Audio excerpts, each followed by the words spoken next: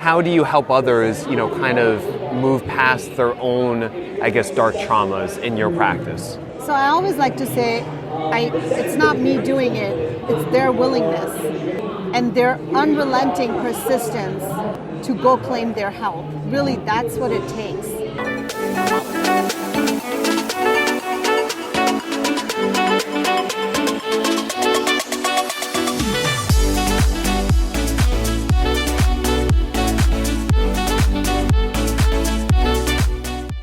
I'm Dr. Colin Zhu, and thank you so much for taking the time out. You're here at Thrive Bites Podcast. We're here at the lovely Best You EXPO in LA, and please tell the audience what you do, what you represent, and obviously who you are. So I'm Dr. Simi Ahuja. I am a mind-body practitioner and a medical intuitive. I am a PTSD expert and now a speaker. Anything else you want me to say? No. I'm just waiting for you to finish. Yeah, so that's awesome. In terms of, and you have your own private practice. I have my own private practice. Nice. It's mostly Zoom calls, or it's very private because I practice out of my home. Yep. Only because I'm in the transition in between two fields. Transition between two fields. Going from practicing, even alternative medicine, and alternative medicine can include like functional medicine, right? Nutrition, which is nutrition-based systems medicine. Transitioning from that to going into the speaking arena, being a speaker and spreading the word as to how can we begin to heal our physical bodies through the power of our minds.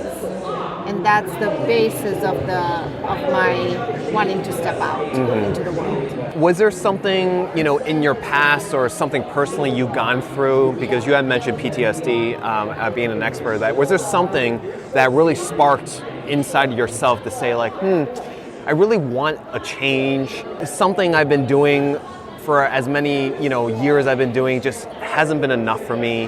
What put you on that path? So when I was a late bloomer, so I graduated from med school in 2008, and I graduated in 2005, and then 3 years later in 2008, I said, something's wrong, something's not right with my life. Meaning I was making plenty of money, so I couldn't blame it on money. And I think that's when I started to wake up, right? That my relationships with anyone, my husband at the time, my kids, even my finances, it just wasn't where I needed it to be. And I didn't like the person that I was. So I went in search really of God, because I knew there was something very off, but I didn't know how to tap into that, or I didn't even know what that was, rather. So I began my spiritual journey in 2008, and in 2012, I met the 12 archangels through a channel session. And it was through meeting with them that I came to realize the intensely dark trauma that I had suffered as a child. And that began to make sense as to why my life was the way it was, because I just didn't even have the cognitive functioning to be able to make proper decisions so I could live a normal, healthy life. Yeah. If that makes sense. Yeah. I don't know if you're willing to share, what that dark trauma was, but a lot of times, when you're younger and when things hit you at an early stage, you don't realize it until it starts manifesting as an adult in your relationships, in your work, in your day-to-day routines, just daily functioning, as we say, and then that's where it hits you, it stops you in your tracks, and you wonder why. You know what I'm saying? You wonder why, and you're just like, I can't, something needs to happen before, Right. Absolutely. I would love to share, only so I can help people to see that even the intensest of dark traumas, you can extricate yourselves out of them. Yeah. So I was severely abused between the ages of 6 months and 12 years. I had memory of some of the abuse, the sexual abuse that also started when I was 6 years old. That was a different sexual abuse than the sexual abuse that had continued on when I was 6 months old. That started when I was 6 months old. And the abuse included sex, obviously, animals, and genital procedure. And there's no way I could have extricated myself out of the trenches of this intensely dark trauma. I mean, nothing else did it but spirit, right? And it was only through connecting with spirit was I able to work through these dark, dense energies so I could be the person that I am today, fully functioning adult. And it's taken me all this time to get to this place of peace within myself and self-love. Nice. Yeah. And how do you help others, kind of move past their own, I guess, dark traumas in your practice? So I always like to say, it's not me doing it, it's their willingness and their unrelenting persistence to go claim their health. Really, that's what it takes. You can't be wishy-washy about it.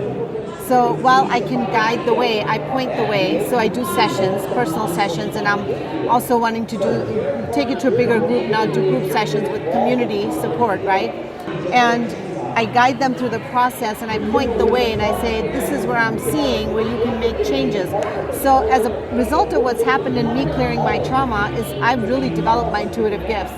So I'm now medical intuitive. I know with laser sharp accuracy what emotion is causing your physical symptoms, period. So the challenge for me is not to know that, but the challenge is to help my patients to see that and say, okay, yeah, we see it because now we can work on it, because it's that awareness that's needed to happen first before they can begin to heal themselves. Yeah.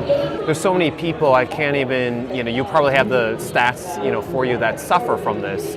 And, they're so enclosed and just kind of in a way claustrophobic of, feeling so many different types of emotions of letting other people know, It's one thing that, culturally, I come from an Asian descent, you're conditioned to not emote, to express yourself. And then when you add on top of that several layers of trauma, years or different types, that's like another barrier to kind of, hurdle over, So yeah, I'm glad that you have this practice. I'm glad that you're reaching out. What is the best way for people to, connect, or, what are the different offerings, You have group, Yeah, no, the group is still in the making, only because I'm just stepping out into the public speaking arena and I'm realizing the demand for it is already pretty high.